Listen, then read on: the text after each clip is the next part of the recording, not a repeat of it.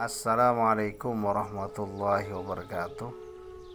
Alhamdulillah, pada kali ini kita berjumpa kembali dengan saya Ustadz Kocak, yang kali ini pada episode kali ini insya Allah akan mengulas sedikit tentang sejarah keberadaan hutan Nipah atau hutan Keranipah dan Raden Segoro. Setelah sebelumnya saya sempat berbincang-bincang dengan Haji Sari selaku penjaga hutan ini. Kata beliau ditugaskan untuk menjaga hutan ini agar supaya tidak dijadikan tempat kemaksiatan, mengingat ini merupakan hutan yang sangat lebat. Jadi beliau tiap hari mulai pagi sampai sore standby di hutan ini dan mengantar para pengunjung ke tempat di mana yang diyakini sebagai tempat Raden Segoro. Sahabat sekalian, keberadaan hutan Nipah atau hutan Keranipah ini berawal dari sebuah kisah. Dahulu ada sebuah kerajaan yang bernama Midan Kamulan yang dipimpin oleh seorang raja yang bernama Hyang Tunggal. Sang raja ini memiliki seorang putri yang sangat elok, cantik dan jelita, sehingga pada waktu itu membuat para pangeran dan para pembesar kerajaan lain berlomba-lomba untuk minang menjadikan permaisurinya. Namun sang putri selalu menolak dari setiap lamaran yang datang, karena beliau masih lebih baik menyendiri. Namun pada suatu malam sang putri ini bermimpi didatangi sebuah bulan purnama yang tiba-tiba masuk ke dalam tubuhnya. Setelah sang putri bangun dari mimpinya, ia merasakan hal yang aneh di dalam perutnya. Yang lama-kelamaan perut itu makin membesar dan ia merasakan sebuah kehamilan. Melihat kejadian yang demikian, kerajaan menjadi geger. Sang raja pun murka karena merasa kerajaannya telah dicemarkan oleh putrinya yang mengandung tanpa suami. Akhirnya sang raja memutuskan untuk membunuh putrinya dengan menugaskan seorang patih yang bernama Paranggulan. Dan beliau berpesan kepada patihnya agar ia membunuh dan jangan sampai kembali sebelum tugasnya terlaksana. Kemudian sang patih itu melaksanakan titah sang raja. Ia membawa putri ke sebuah hutan. Setelah sampainya di hutan, sang patih pun berusaha untuk memenggal kepala sang putri, namun usahanya sia-sia dan selalu gagal karena pedangnya tidak mempan ke leher sang putri.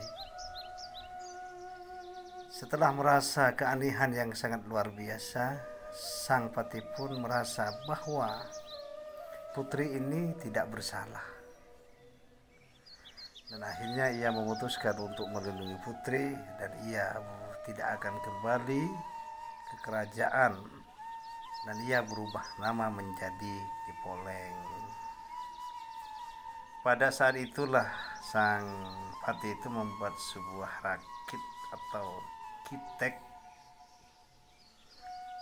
Setelah rakit dan kitek itu jadi, maka sang patih memerintahkan sang putri untuk naik ke atas kitek itu. Setelah sang putri berada di atas rakit ini ditendang oleh sang patih. Kemudian ia meluncur jatuh ke sebuah tempat atau sebuah gunung yang sekarang disebut dengan Gunung Geger. Di sanalah sang putri itu tinggal. Kemudian ia mengandung dan melahirkan di sana dengan bantuan Ki Poleng.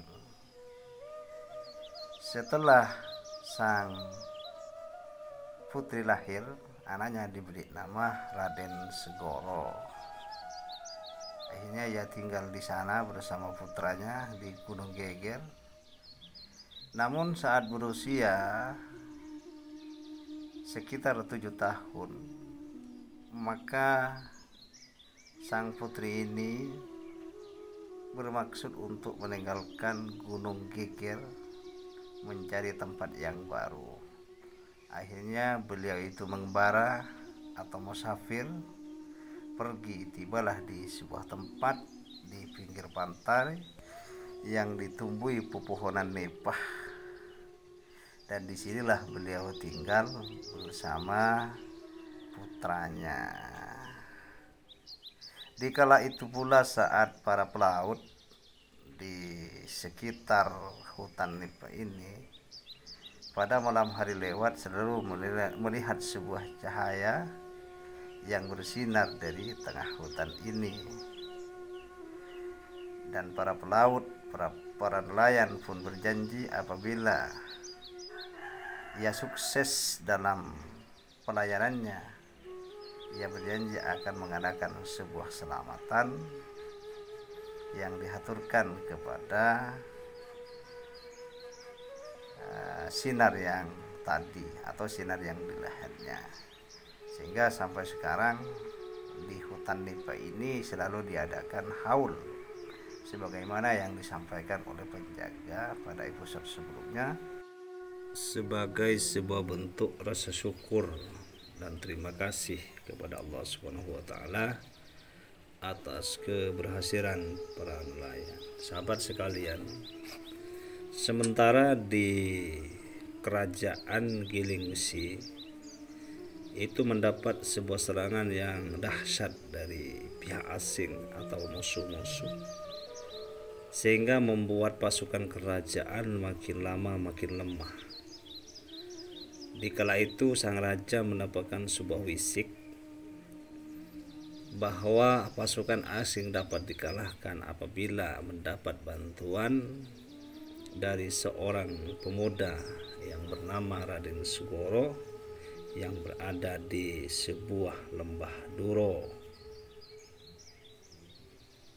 Akhirnya sang raja pun mengutus pasukannya agar menjemput sang pangeran muda ini untuk dimintai bantuannya. Setelah itu sang Raden itu bersedia membantu. Setelah bantuan dari Raden Segoro, pasukan asing sangat tangguh dan kuat dapat dikalahkan dengan mudah, sehingga kerajaan Gilingsi mendapat kemenangan yang sangat luar biasa. Melihat sifat terjang yang sangat tangguh dan gigih dari sang Raden Segoro, sang raja pun berminat untuk menikahkan putrinya dengan Pangeran Segoro, dengan catatan pangeran itu menceritakan terlebih dahulu silsilah dirinya. Akhirnya ia pulang ke lembah Duro dan meminta ibunya untuk menceritakan jati dirinya yang sebenarnya. Karena desakan sang pangeran, ibu akhirnya menceritakan bahwa dirinya adalah keturunan siluman yang sangat sakti. Di saat itulah pembicaraan beliau berdua dicuri oleh para prajurit yang ikut. Mengetahui pembicaraannya dicuri, maka sang prajurit akhirnya dikutuk menjadi kera. Sedangkan sang pangeran dan ibundanya dijemput oleh ayahnya, dibawa ke alam siluman.